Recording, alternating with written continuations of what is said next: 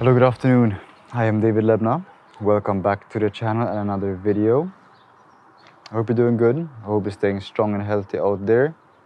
These are very strange times that we are going through, and I hope that everyone out there is fine and doing your best.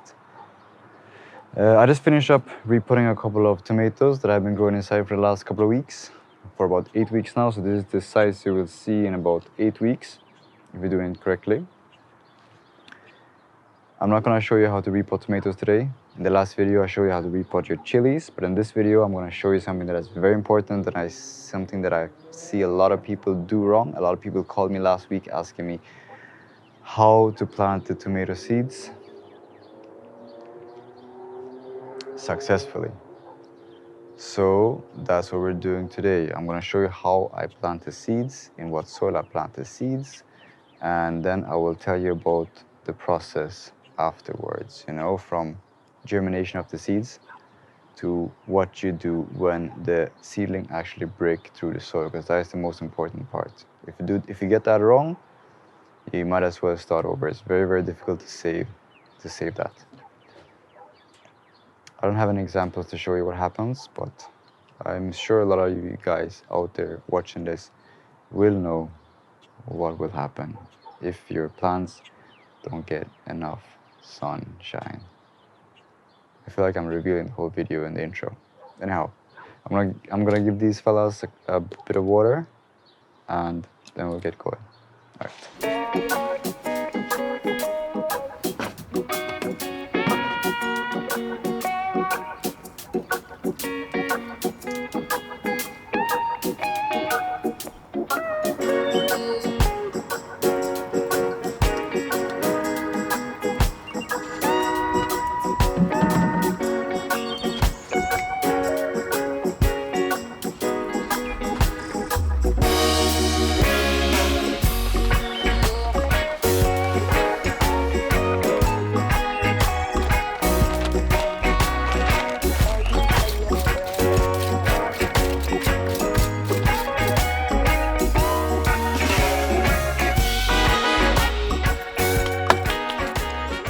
All right, so we're getting some shade, which is nice.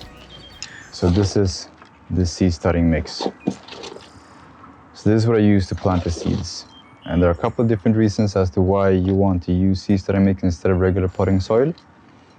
And the first reason is it dries quicker.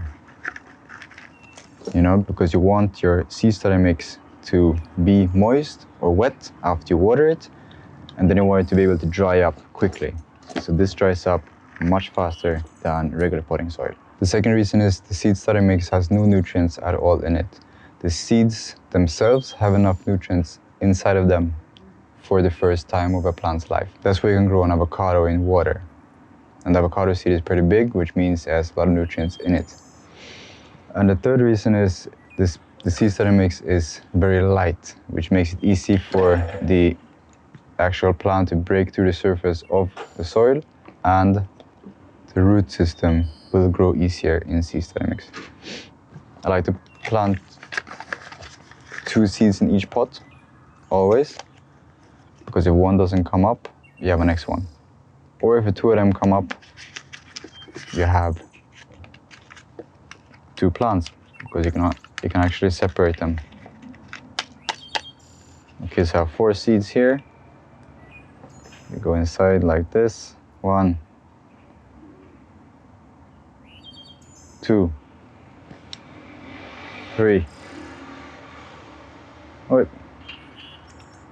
4.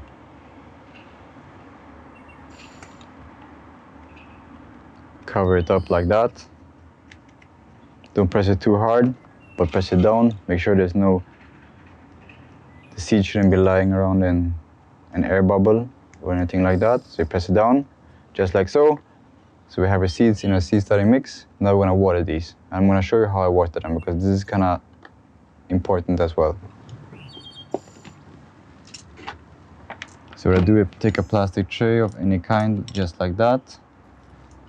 Put your pot inside, and you pour water in the tray.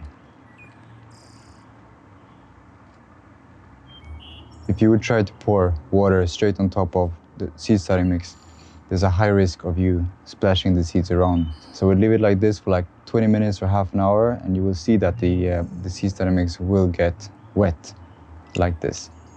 So this is the way I recommend you do it. Now I'm gonna go inside, I'm gonna show you a couple of things.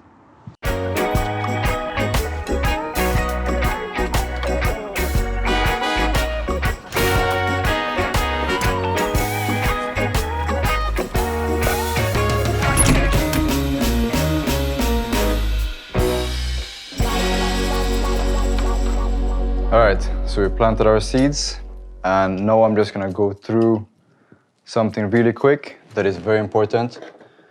So after you plant your seeds, there's one thing that is very, very, very important, and that is that you keep your seed starting mix warm and moist. That's all you need to think about. So don't put your greenhouse or your tray or whatever it is that you put your pots in next to the window, because that is probably the coldest place you have in your house. When I put this someplace warm, so some people put it on top of the refrigerator, some people put it on the bathroom floor, some people put it on top of the house heaters. Anywhere where it's the warmest in your house is where you want to rest this. As you can see, these are wet now, just from resting in the water, and it absorbed the water. So you want to rest them inside, just like that. And then you want to cover up your greenhouse. I can really recommend you getting one of these greenhouses because they come in handy a lot. If you don't have one of these and you can't get one now, you can just use your plastic tray or wherever you put your pots and just cover it with plastic and make some holes in it, and it will work just fine. But remember, keep it warm. That's the most important thing. And the next thing I want to talk about is that as soon as you see any of your plants break through the surface, you want to take it out and put it in the light. I have a grow light, so what I do, I take it straight out of here and I rest it underneath the grow light. That is what I do now. I didn't do this before. Before, I just put them next to the window.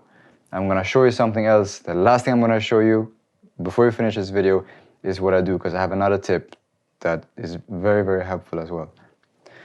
So, keep your seed starting mix warm and moist after you plant your seeds, and as soon as you see something come out, take that one out and put it next to the window or by the grow light or wherever you have that is the brightest place in your house is where you want to rest these.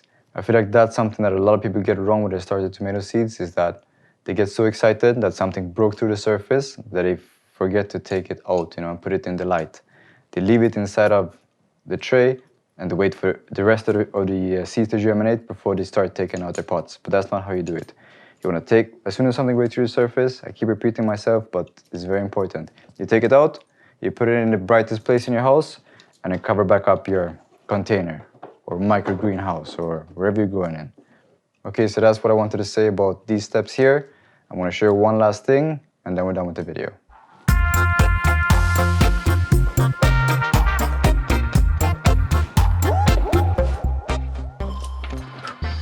All right, so we're here by the window, and this is my last trick for this video.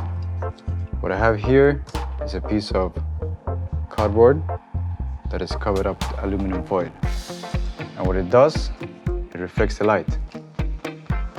You can see it very clearly in the video, can't you? Right? Simple things. So this, I would really recommend you try this. This is easy to make, very, very cheap, but they're highly effective. So if you don't have a couple of these, you should get one. So this is how I would do it before I had the grow light. I would just, as soon as I saw the seeds break through the soil, I would put them right here next to the window and put the cardboard behind them like this. Boom. These are my chilies, by the way. All right, my friends, that's everything for this video. I really hope you enjoyed this one. I hope you learned something new. And I'll see you in the next one. Happy Easter. Yes. Bye.